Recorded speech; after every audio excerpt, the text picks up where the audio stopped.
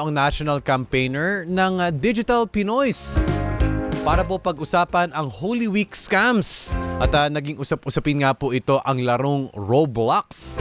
Hi, hello and good morning po, Mr. Ronald Gustilo. Mix Pusos po sa DZMM. Sir, good morning. Magandang umaga po at magandang umaga po sa ating mga taga-subaybay. Sir Ronald, ano po ang pinaka-advokasya ng Digital Pinoys? Ito po, tayo po ay tumitindig para po sa lahat ng mga consumers na gumagamit ng digital technology. So, binabantayan po natin yung mga polisiya, yung mga mekanismo na ginagamit po para po sa kapakanan ng ating mga stakeholders, yun nga po mga tech consumers. So, ngayon nga po, pag-uusapan nga po natin at least ang scam. So, kapakanan po ng mamamayan. Syempre ngayon nakita niyo po ba talaga naglilipa na pa rin yung mga, kahit mga maliliit, no? Yung mga hindi natin napapansin, ako, scam na pala yan, sir. Yes, actually, meron pa rin naman po, no? At actually, sa data po ng ating mga kaibigan sa gobyerno, so particularly sa Cybercrime Investigation and Coordinating Center, meron pong pagtaas po sa mga reports ng mga scam compared po last year, ano? Pero if you look at the positive side, marami po dito sa mga reports na ito ay kumbaga may attempt to scam them at hindi pa ho umaabot dun sa point na may scam sila, no? So I think meron hong positive outcome, yun hong aggressive na pagkampanya ho ng ating gobyerno at maging ng mga nasa private sector para ho mag-ingat yung ating mga kababayan laban sa mga scams. Malaking bagay po yan, Sir Ronald, kasi ngayon, at least kasi dati kung a few years ago, yung mga scam na ganito, matik na sa scam na. Kumbaga, late nilang nare-realize. Ngayon, at least mas mapanuri na po ang mga Pilipino na, oy, teka, baka scam yan. Stop. Kumbaga, mag-halt sila di ba? At talagang siguro mas educated po ngayon ang mga Pinoy kahit papano.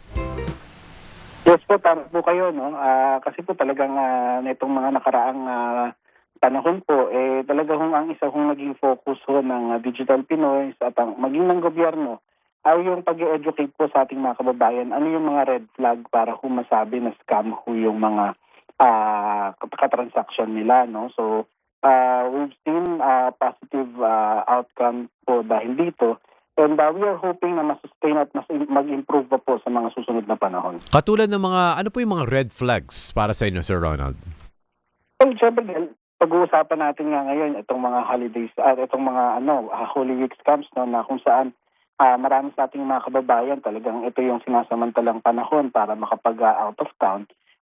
Yung isa ho sa mga common red flags, yung mga pag magbabakasyon ka ho at nakikipag-transact ka doon sa mga accommodation, sa mga resort, sa mga rental homes, sa mga rental vehicles, yun pong mga nagpapa-down payment po agad ng kanilang mga bayad. At yun pong may mga presyo na sobrang baba, na kapag kinumpute mo na po ay sobrang baba na po at parang hindi nakikita yun katransaction yun. No? So talaga kumbaga, it's a trap na waiting for anyone who will be falling for it. Nako, tama po kayo dyan, Sir Ronald. No? Kung April Fools is a prank, ito pala, it's a trap. Wag po silang magpapahulog sa patibong. Paano po yun? Kasi usually, Sir Ronald, yung mga target din siguro yung mga nasa scam, yung mga tuliro, yung mga hindi na masyadong nakakapag-isip, tapos yung lalabas na lang dyan, tapos hindi masyadong, hindi masyadong mapaprocess, ikiklik na lang, tuloy-tuloy na lang, tapos late nilang marirealize na, naku, tama ba yung ginawa ko? Yes, actually marami po yung mga ganyan, lalo po yung dun sa mga nakakita po ng mga yung usual modus kasi dyan, parang ipe-present as if flash sale, mga ganon, mga price drop sale, di ba? So, talaga, yung isa ho natin dapat tandaan din, lalo ho sa mga ganitong panahon, peak season to So, kumbaga, bibihira ho na meron hong mga nagbabagsak ho talaga ng presyo. Mas ang mangyayari pa, mas ang posible pa hong mangyari, meron hong kaunting promo. Halimbawa, dadagdagan nila yung pwede hong may konting bawas lamang o di po kaya may libre ho na something. Pero ho yung sobrang sobrang baba na ho ng presyo, talaga hong yun po ay malakas ang posibilidad na scam yan. Kasi ano po yun, yung po talaga yung pambulag nila doon ho sa mga kababayan nating nabibiktima. Yung kumbaga, so gugulatin ka sa sobrang baba ng presyo na wala ka ng time para makapag-isip kung totoo ba to o hindi. Sino po usually ang target, sir?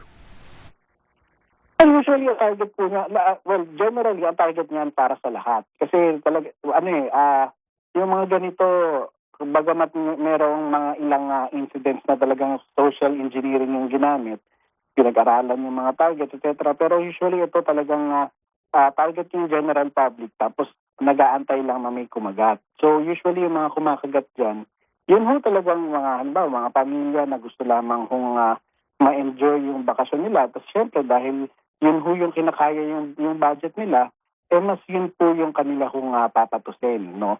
So, yun nga yung nakakaawa kasi kung sino pa po yung mga, kumbaga, pinagkakasya lamang yung budget para magkaroon man lamang ng maiksing family time, madalas sila pa po yung mga tinatarget at nabibiktima.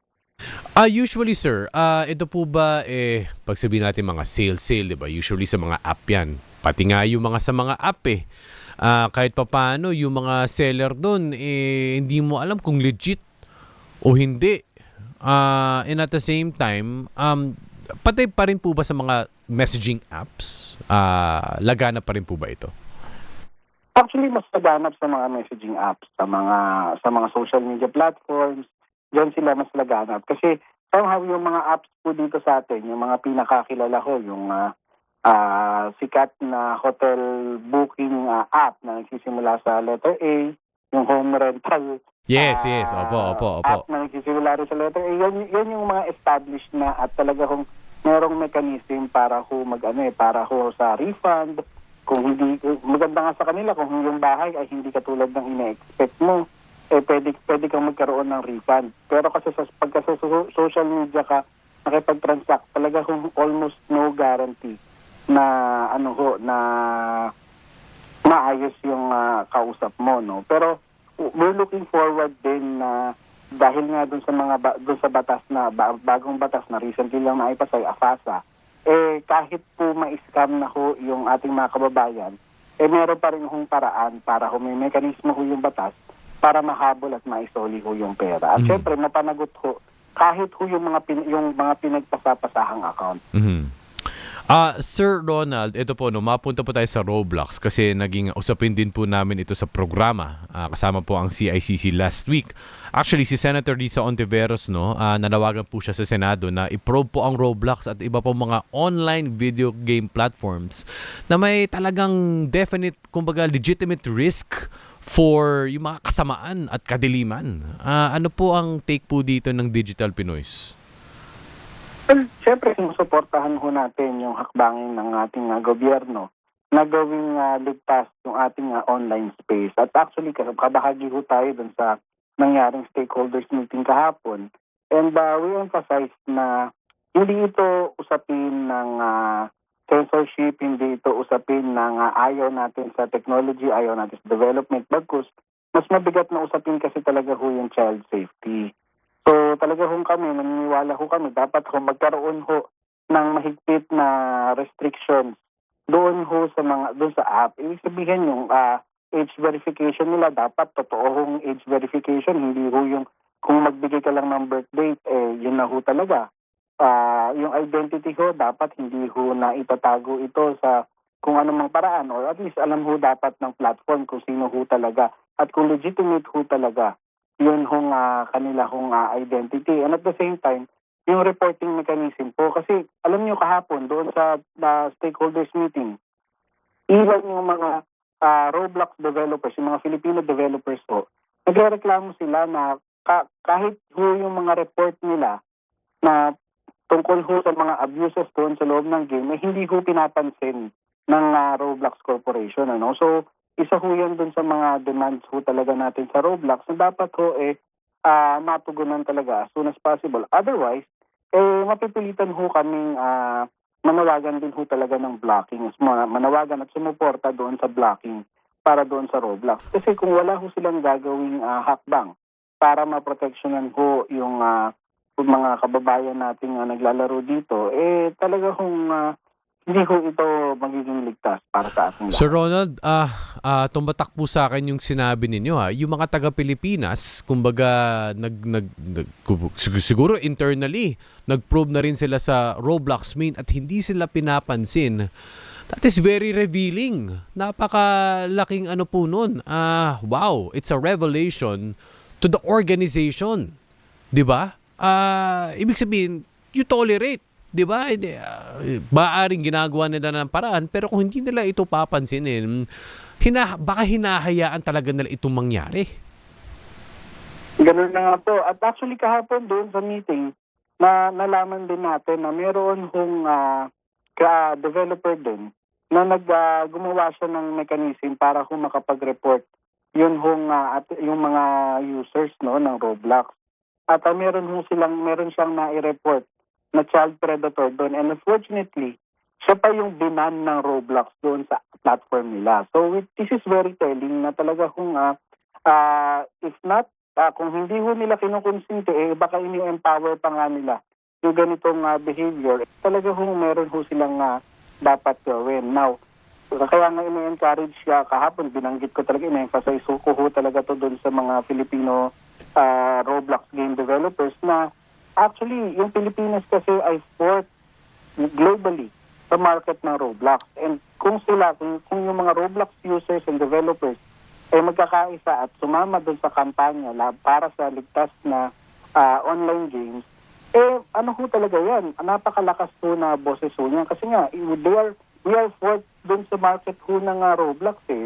Napakalaki ho nang mawawala ho sa kanila kung kung hindi ho nila tutugunan yung mga panawagan para sa child safety at iba pang safety protocols na nais nating maipatupad. And also, Sir Ronald, syempre po, side by side po yan sa child abuse law, sa anti-USAIC, at syempre, wala lang po akong datos ngayon, pero laganap din po talaga ang child pornography. Ang marami pong market din dito ng mga banyaga, ang mga bata na for sex trafficking. And it may not just be an issue of the law, but it's a moral issue as well.